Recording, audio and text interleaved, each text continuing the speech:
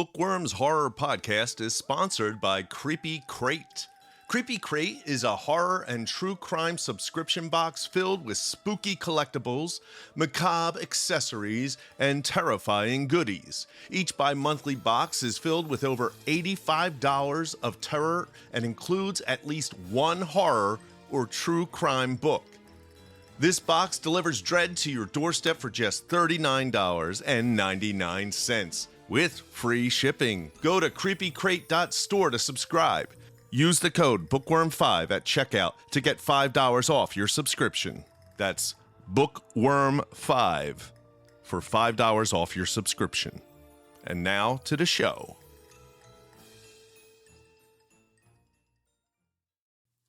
Welcome to Book Worms Horror Podcast, a podcast to get you inspired to write and hopefully get you encouraged to submit to our horror zine Bookworms. I'm your host, James Ippoliti. In this episode, Regina and I discuss a quote from Nelson Algren, an American writer whose 1949 novel, The Man with the Golden Arm, won the National Book Award. If you haven't purchased issue 3, the Halloween issue of Bookworms, it is selling out fast, so get your worms today. The Etsy link is in the show notes. Regina is a Waddy Award winner for Best Horror Novel, as well as multiple screenwriting awards, including a Webby honoree. Regina is also the contributing editor of the best-selling Local Haunts, a horror tube anthology. Find Regina and her alter ego, Batilda, at her booktube channel, Regina's Haunted Library, and on her blog, rstclair.com. Regina and myself are the editors of the Book Worms Horror Zine, and since we're seeking great horror fiction for bookworms, we created this weekly podcast to offer writers quick tips on writing for the genre. Find all our links in the show notes. Now let's jump into my conversation with Regina as she speaks with me from her haunted library.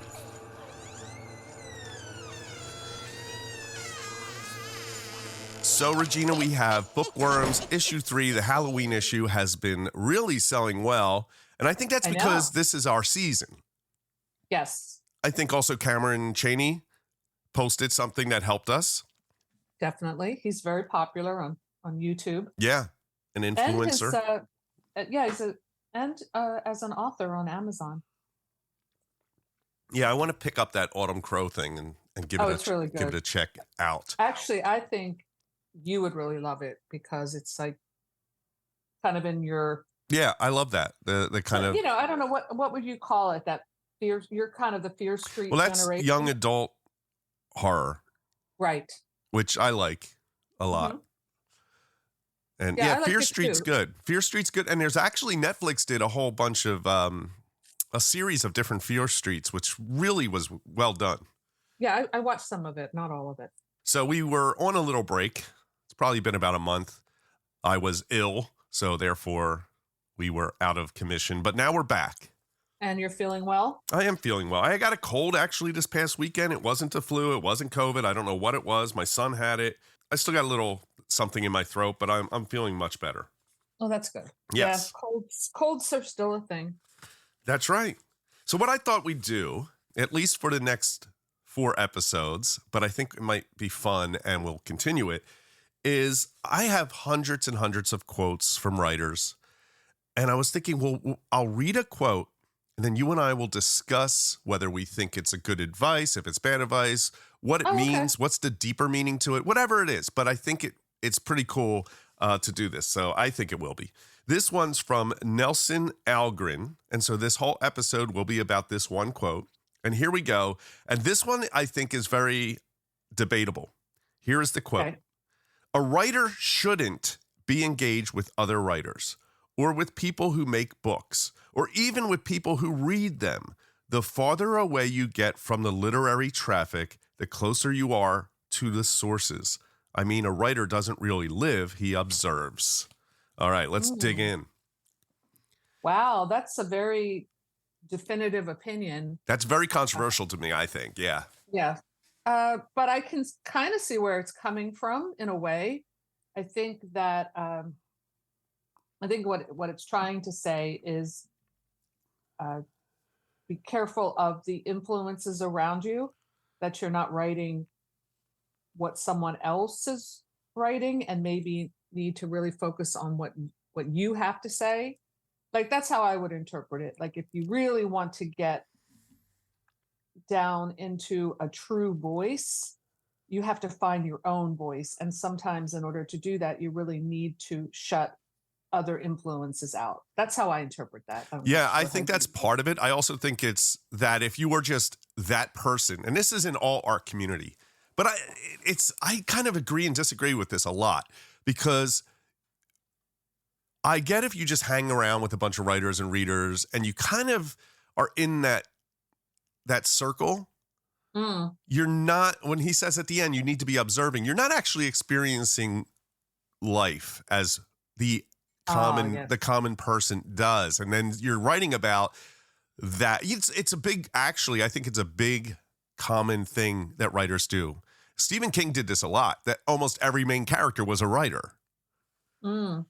Right. So Right. you're writing about what you know because you're a writer, and a lot of stories come in about a writer, you know?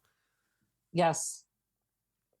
Well, I think that I think to find your true voice, you need to be careful of joining groups.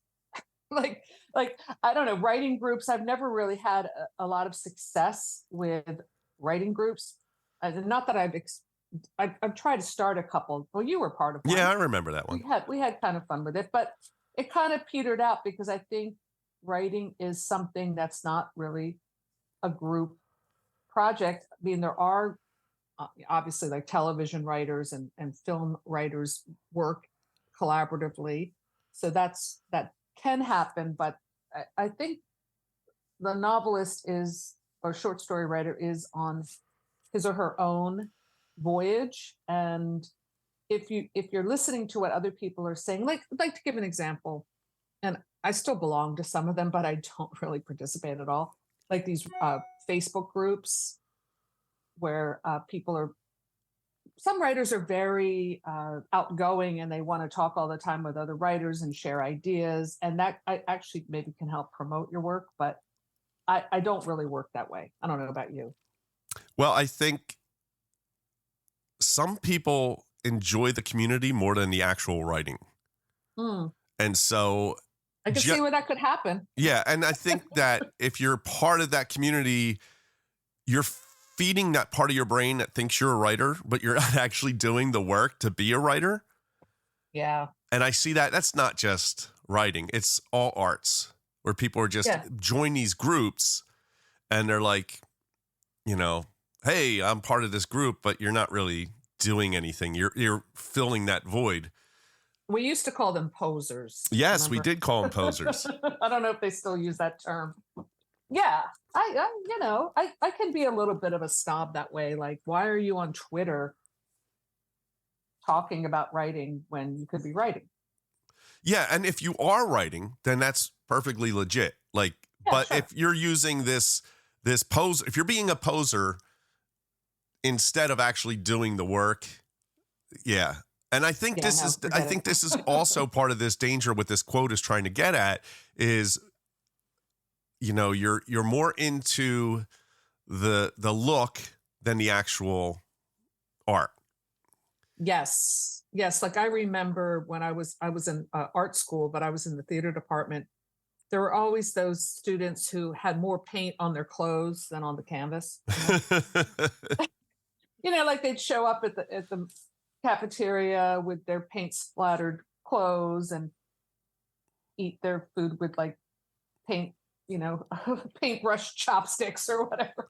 No, Yeah, I just saw kidding this about that part. But also there is something about to even be in the said about that. musician world where you'd have Oh people God, yeah. who are just, I remember just being in the band and all these other quote unquote bands who these guys would just get high. All Mm, right. And it was like they put everything into trying to fit that I'm Kurt Cobain, right. except for they weren't writing stuff. Yep. Yep. Yeah. I And think that that's true. And I've had people send me some of their work. I mean, not recently, but when I started writing and I was actually trying to get involved on oh God, this is a really bad platform for writers is Goodreads. There were Oh, actually some like Goodreads groups in the early indie writing days that I was part of, and there was a lot of that kind of stuff going on. And I remember there was like, "Hey, I'll read your book if you'll read mine." And I hate that. yeah, and then I actually there was one guy's book before I realized like what ridiculous bad practice that was, but I did read this one guy's book and I actually it was terrible. But I'm trying to like actually read it and suffer through it. And so I wrote kind of a nice, generous response. And then when he responded to mine, I could tell that he hadn't read it at all. It was just like he wrote something like, "Oh, I think you could have more dialogue," and I'm like, it was my book Black Magic. I'm like, the entire thing is dialogue. What are you Yeah. talking about? You didn't read this book. Yeah, I would say my advice to our listeners, you don't have to do what we call a follow for follow. And this is in Mm, social media. And yeah, it also is like read for read, right? right, It's not helping you, right? Like follow for follow isn't like you don't want people who are following you because you're following them because it's not you want your audience. You want people to say, "I read your book, I like this author and I want to follow them." right. Right? How many people do you follow that are famous that don't follow you back? Probably every single one. A few, Right? Nobody follows you back if you're following them because you appreciate their art. right. Let Or people you're just find curious you and about them. follow you. You don't have to go and then in return it's some weird thing we have of like it's fair or something, but it's like Right. that's not the point for me. If you're doing social media to promote your work, promote your work. And if people like it, they follow you. It's Yes, I not mean, there's some exceptions. Like every writer, and I have this too, have certain friends slash writer friends with whom they share arcs and things like that. Like I have a couple. I mean, someone like Cameron Chaney would be a good example. I have others who are writers who might send me some chapter or say, "Can you tell me what you think?" And vice versa. And I'd be more than happy to have that kind of exchange. So there definitely are those relationships, and I do but value those, but those have to happen organically, I right. And believe. it has to be authentic. Right. Like you and I have that relationship creatively that's been established over many years and that kind of thing. And like I just had someone reach out to me recently and he's someone whose work I admire and I'd be happy to take a look. But if just some random person on Twitter or Goodreads sends me something, no, Well, I that's my don't point. And I not don't even have just time for sending that. you something, but just saying, "Hey, I followed you. Can you follow me back?" And I don't know who you are. No. It's not Right. I'm not being mean. It's just I don't why? Well, when someone does follow me, I will look at, usually I'll click on their profile. And if it's something like related to horror, or it's like within my kind of world, then yeah, I usually follow But them that's back. because But you're interested, but you're not just doing it as this transaction. That's my point. right. There's no reason to be transactional, you know? If it's No, and I something think that that's a really bad way to go about your artwork life. right. And so, But it's because people get very bitter yeah. All right, if you don't show up for their event or something. so from that quote, we both had this sort of the getting into the Hmm. group thing, but let's pause because you and I both like Andy Warhol's Oh, the factory. the factory, right? And I think the factory was a good example of having different artists from different mediums get Hmm. together. Now, do you think that works because it's because of different mediums versus like if it was Andy Warhol's writers group? Well, I kind of have a little factory scene going on at my studio, as you know. Over the years, I've had salons and meetings. I mean, some successful, some not successful. Right. Uh, and I believe in a community, of esprit de corps, a community of artists helping and supporting, and I'm happy to be part of that, very loosely part of that. But again, I believe it needs to be organic because just in my experience, I have been perhaps too open or too, what is the Inviting, word yeah. I'm looking, inviting. And some people are not worth it, you know. I hate to be like that, but It's true so because it for only takes. example, I'm yeah, sorry. there's like, I'm sorry, yeah, but I won't give a long example, but yeah, people can easily poison the well Yes. if they don't have the best I was going to take it. It only takes intentions. one person to do that too, and that's the problem. Yeah, yeah. And definitely I've gotten myself in that situation and then I've gotten resentful, but a lot of that was on me too, because I'm like, well, what am I getting out of this? Like, why am I doing this? Is this just some Yeah, you're like that woman in Poltergeist. All are welcome. All are welcome. And then they all come, and you're like, oh shit. what have I done? Yeah. Yeah. I've definitely had those moments and then I get mad and resentful and then that's not good. So I guess I've gotten smarter over the years. Like usually every New Year's Day I have a open house and I was talking to Joe. I'm like, maybe I won't do it this year. I don't know. I haven't made up my mind yet, but it's like it's a lot of work and eh. Yeah, I think if we're talking about a community, it's better, I feel, as a writer to hang out with different artists of different mediums Mhm. versus hanging out with a bunch of writers. Yeah. Doesn't mean like a writer's retreat is not a good idea, Hmm. but I think when you're a writer and you hang out with a musician who's hanging out with somebody who's a fine artist and somebody who's a sculptor, like it works better, I think. You're pulling things from these different things.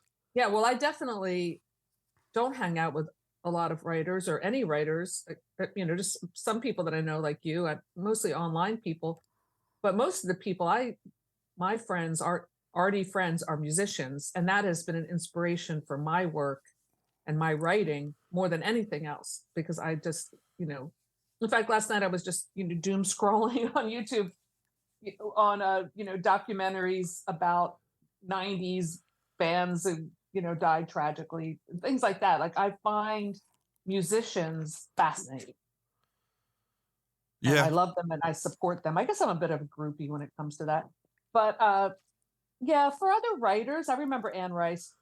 I might have read an interview with her, but she said that she went to, I guess, graduate school for writing, but said she hated writers groups because all it would do with people would be they would critique your work the way they would write it. Yeah. Well, if I were writing this, I would. It's like, well, you're not writing it. I'm writing it. You know. I think we should I end mean, with you could. that. Yeah, let's end with that. Because that's really good. That's a really good point. And I think it really captures this idea of this quote that you need to be in the world, as Oliver Stone said, get a life Mhm. and observe it. And then take that information and translate it into your work. And you're not getting to a place where, like you just said, Anne Rice said, you're hearing advice of how they would do something. And, and I'm not, you have to have somebody critique your work. You have to have somebody read your stuff. Oh, sure, yeah. That's not what we're That's not saying. what we're talking about. But yes, let's say goodbye and we'll be back next week with a new quote. Okay. All right. Thank you for tuning in to the Book Worms Horror Podcast. All our links are in the show notes, and we'll be back next week with a new episode.